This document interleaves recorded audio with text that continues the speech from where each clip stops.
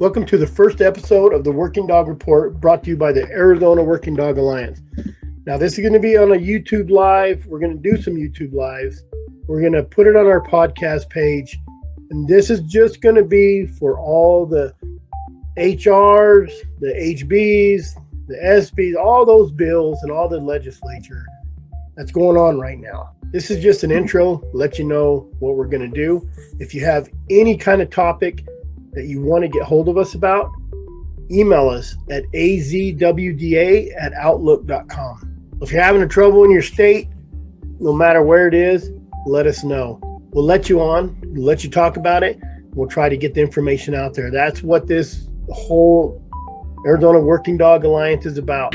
And yes, I am in Arizona, which is fine. I'd love to help everybody else everywhere else. Maybe one day we can get our shit together and it can be the American Working Dog Alliance. There's no reason we can't all work together to fight these anti-hunting organizations that keep chopping at us every day. Death by 1,000 cuts. So today I'm going to talk about the HB 7567. Now, this is a farm bill, and I'm going to make this quick. This is going to be a short little intro. I'm going to try to get some people on from the New Mexico Houndsman Association this week, possibly next week. But this HR 7567, it's like this national, listen, I'm not legislative. I'm just learning all this stuff, but this is a national farming bill that come in. There's some amendments, the HR 5017, and that affects, I think that's from somebody out of New Mexico.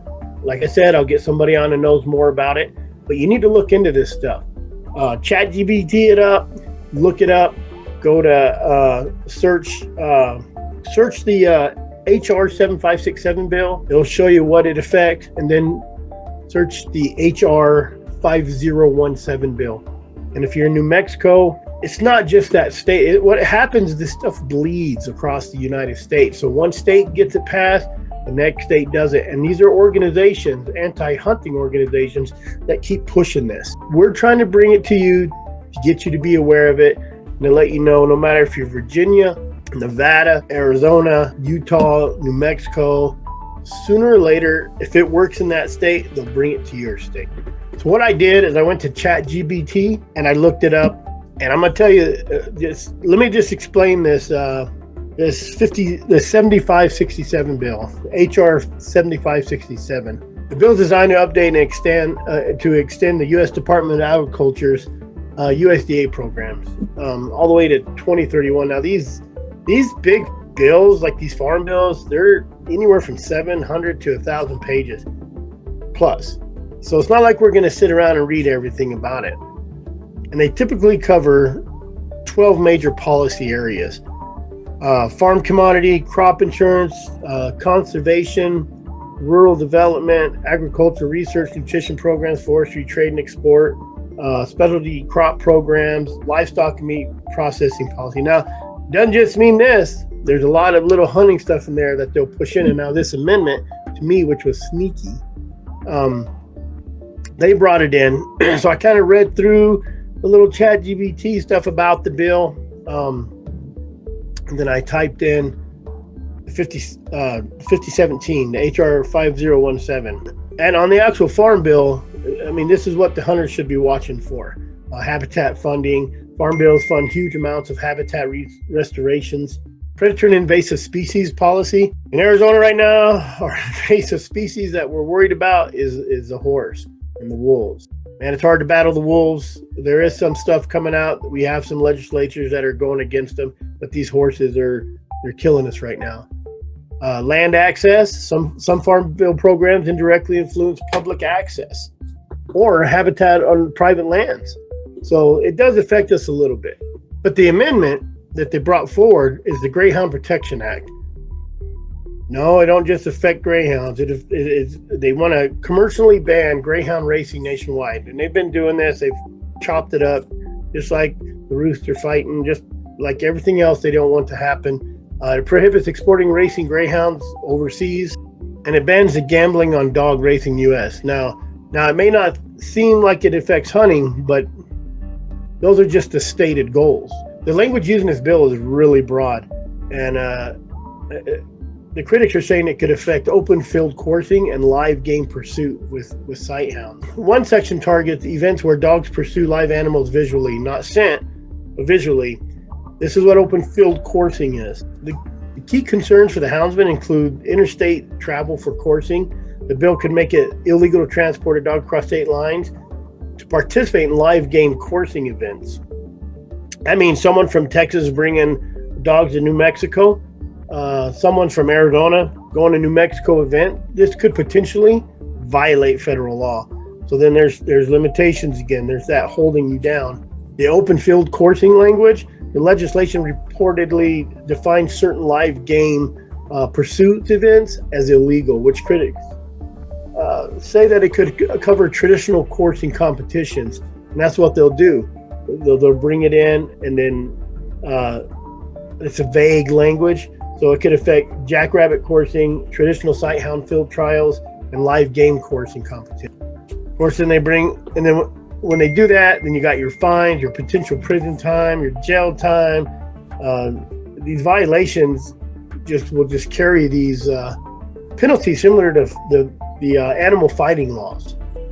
And this is why a lot of the dog groups are paying attention to this bill. And you need to pay attention to these bills like this because it's the hidden, vague language.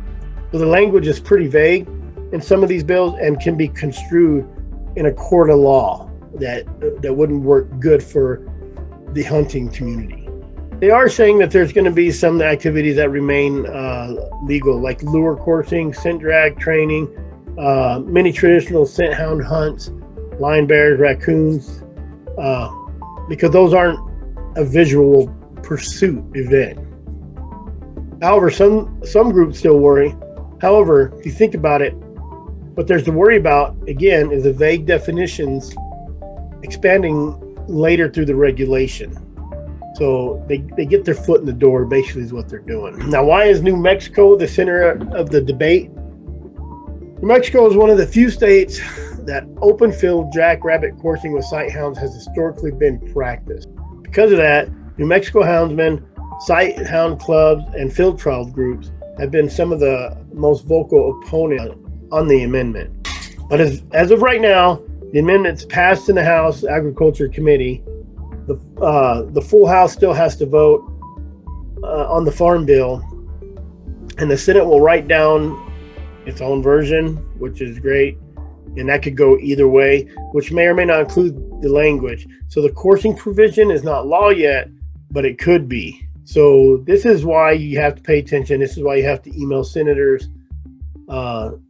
representatives, governors. You just have to keep pressuring them because that pressure does matter. I was just down at a Senate hearing for the HB 2158, and I think they had so much negative feedback because of emails and the RTS, which is the right to speak system. I think that's why they just pulled the bill. And I did talk to the representative, and he has other bills coming. I think there's different objectives of some of these bills. And if they don't get their way one way, they'll do it another. Again, got to pay attention. Now, why does this matter beyond coursing? Many hunting advocates worry this will set a precedent for regulated hunting dog training federally, expanding the Animal Welfare Act into hunting practices and bypassing state wildlife agencies. And that's what they're trying to do, is use legislature to go above the game and fish departments or the natural resource, whatever you guys have in your state. And that's why every group in every state should push hard on this big bill to remove this amendment, because it will bleed into your state. Like I said before, many people believe that this amendment is being used as to get a foot in the door. Just a strategy that the anti-hunters like to do. They put the little tiny bill in there, and once you get a little water in the crack and it freezes, things they start breaking. So we all know that this amendment is being used by the anti-hunting organizations who are definitely pushing this as a foot in the door strategy. And once they get their foot in the door, they start pecking away at it until it falls apart. And that's what we're looking at right now with this bill. So there's just a little bit on this bill. that I wanted to shoot out there. Like I said, I'll try to get New Mexico Houndsman Association up on this organization. So this is just a short explanation of what I'll throw out there for this. It's something to pay attention to, but I will try to get the New Mexico Houndsman Association on our show to let us know a little bit more about it. And this is why it's important, especially if you're in New Mexico. There's people in these organizations that are working around the clock, going to meetings, spending their money on travel, pens, pencils, hotels, to go to these meetings and talk to these legislatures, the representatives, the senators, and it makes a big difference if you're there in person. So if you're in New Mexico, send the New Mexico Houndsman Association some money, become a member, and keep your eye open on it. If they need some help, I mean, get off your ass and go do some help. Don't be the guy who should have done this and blame everybody for what they didn't do when you're not helping out at all. So help out your organizations, find out or send your emails, find out where you can send your emails. I do my best in Arizona to send out all this stuff. I know in the New Mexico Houndsman Association, I've seen a lot of posts from them making people aware of this. So listen, keep in touch with your associations and pay attention to what bills are coming down the pipe, because they will sneak them in there. So until next time, I appreciate you guys watching. And like I said, we're going to start doing some lives. We're going to start doing some podcasts. And this channel is just going to be for all that boring politics that no one wants to listen to. But if you have any questions, send me an email, azwda@outlook.com, and I'll do my best to get back to you. Hit that like, hit that subscribe, share it. The more information we have, the less dangerous these organizations that are trying to shut us down are.